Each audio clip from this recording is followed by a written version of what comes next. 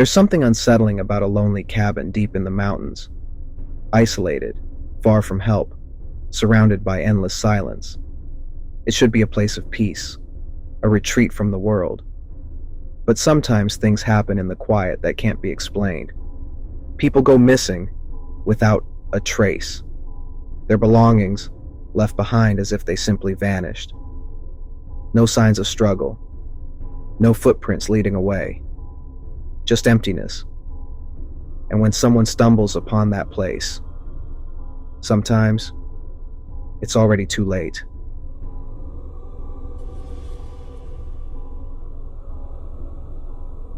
Winter break was supposed to be a time to unwind, to hang out with friends before the next semester. So when my buddies, James, Ryan, and Eli, invited me to join them at James's family cabin in the mountains, I was all in. We had made plans weeks in advance. 4 days in the snow, no distractions. Just a warm cabin, some drinks, and good company. But when I arrived, they were gone. The drive had been brutal.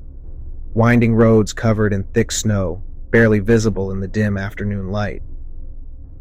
By the time I reached the cabin, the sun was setting behind the mountains. The place looked exactly as expected.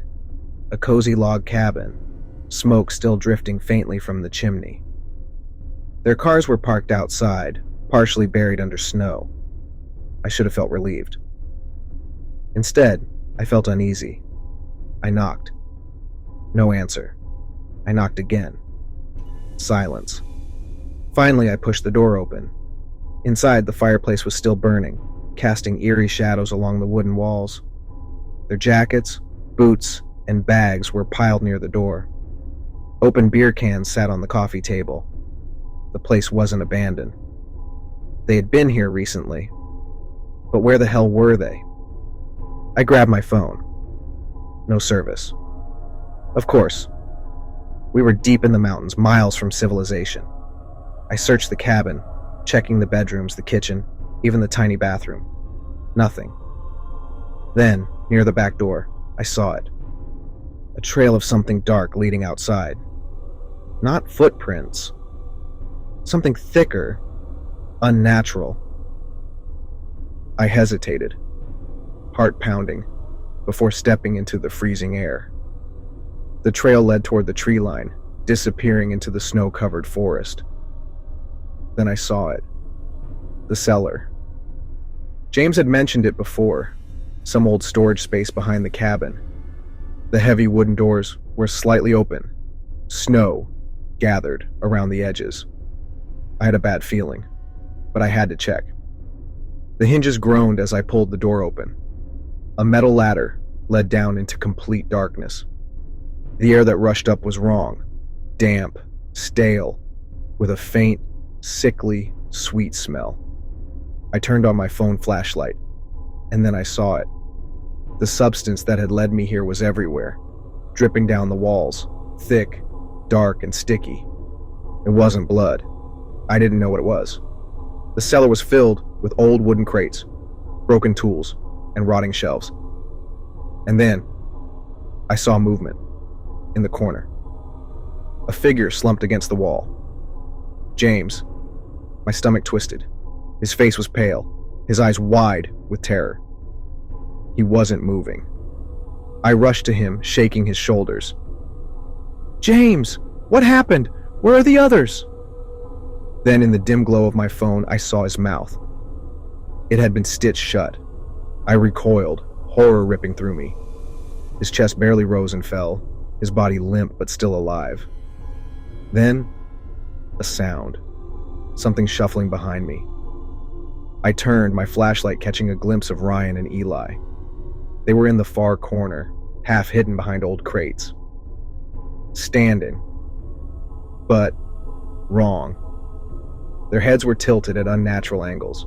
Their eyes rolled back, their lips moving silently, like they were muttering something over and over again. I barely whispered, "Guys."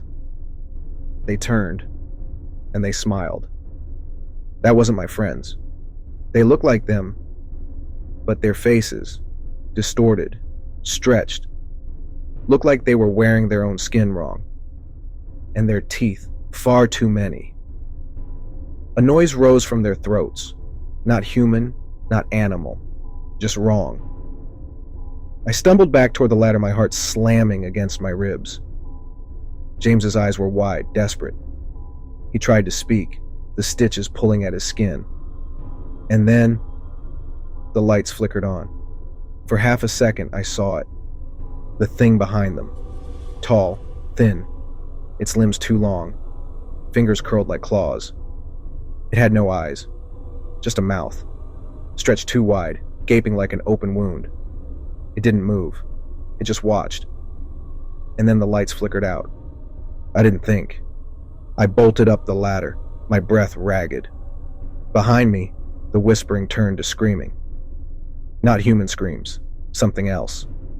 I slammed the cellar door shut, shoving a heavy log over it. The screaming stopped. Silence. The air was frigid, my breath fogging in front of me. And then, I heard footsteps inside the cabin. I ran. I didn't look back. I ran through the snow, lungs burning, legs screaming for me to stop. But I didn't. Not until I reached my car. I yanked the door open, and the engine started on the first try. I don't remember most of the drive. Only that when I finally reached a gas station miles away, I locked my doors and sat there shaking. I checked my phone. Service restored. I called the police.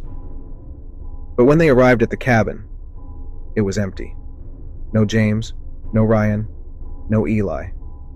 Their cars were still there, their belongings untouched. But no one was inside, and the cellar doors were gone, like they had never existed.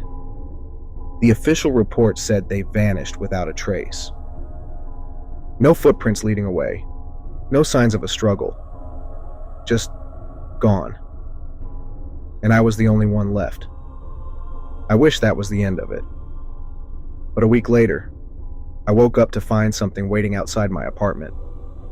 Not a person, not an animal, just a dark shape, standing beneath the streetlight, watching, waiting.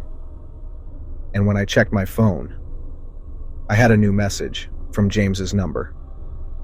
3 words. Come back soon.